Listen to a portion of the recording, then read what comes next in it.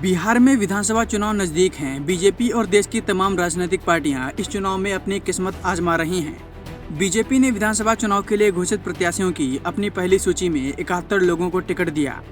इसमें 10 निवर्तमान विधायकोों का टिकट काट दिया गया। बिहार में इस उठापटक के बीच पप्पू यादव का एक चौंकाने वाला बयान सामने आया।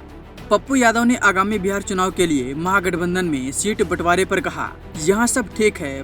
प्रधानमंत्री मोदी कांग्रेस मुक्त भारत बना रहे थे। कभी कभी लोग कांग्रेस मुक्त भारत का सपना देखने लगते हैं। 2029 में भारत कांग्रेस का होगा और कांग्रेस भारत की होगी।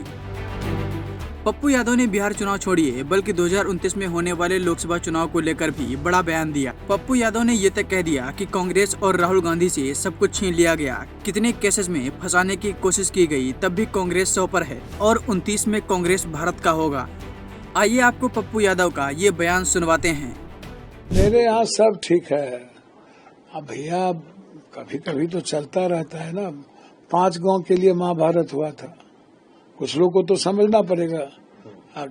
खिखर भोकी से तो कोई कांग्रेस कभी दुनिया में, जब नरेंद्र मोदी जी कांग्रेस मुक्त कर रहे थे, कभी कभी कुछ लोग सपना देखने लगते हैं कांग्रेस मुक्त करने के लिए। कोई भारत मुक्त करने लगते हैं, कोई राज मुक्त करने लगते हैं। कांग्रेस के बगैर कांग्रेस भारत की आत्मा में बसता है, आम आदमी की आत्मा में बसता है। आम आदमी की ताकत है कांग्रेस।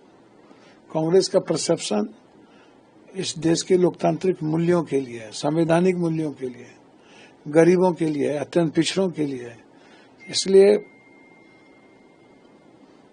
कांग्रेस जब राहुल गांधी जी का सब कुछ छीन लिया, घर छीन लिया, सिक्योरिटी छीन लिया, सदस्यता छीन ली, कितने केस करने का कोशिश किया, तब कांग्रेस 100 पर है ना भाई।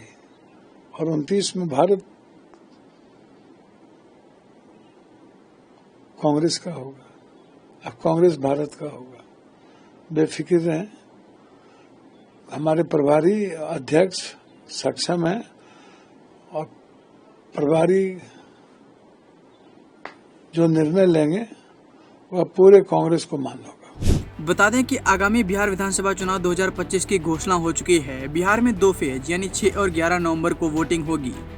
पहले फेज में 121 सीटें हैं, तो वहीं दूसरे फेज में पूरे बॉर्डर एरिया की 122 सीटों को रखा गया है। इस चुनाव के नतीजे 14 नवंबर को आएंगे। पूरी चुनावी प्रक्रिया 40 दिन तक चलेगी। इस विधानसभा चुनाव में करीब 7.42 करोड़ वोटर हैं। इनमें 100 साल ऊपर के 14,000 वोटर शामिल हैं। पोलिंग बूथ जाने में असमर्थ लोग फॉर्म 12D भरकर घर से वोट डाल सकेंगे। राज्य में 14 लाख लोग पहली बार वोट डालेंगे। बिहार में बूथ तक मोबाइल ले जा सकेंगे। बिहार में कुल 90,712 मतदान केंद्र बनाए गए हैं, जहां औसतन प्रति केंद्र 818 मतदाता रजिस्टर्ड हैं। इनमें से 76,801 मतदान केंद्र ग्रामीण इलाकों में हैं, जबकि 13,911 शहरी क्षेत्र में स्थित हैं। सभी मतदान केंद्रों पर वेब कास्टिंग की व्यवस्था 100% की गई है। साथ ही 1350 मॉडल मतदान केंद्र भी स्थापित किए गए हैं ताकि मतदाताओं को बेहतर सुविधाएं मिल सकें।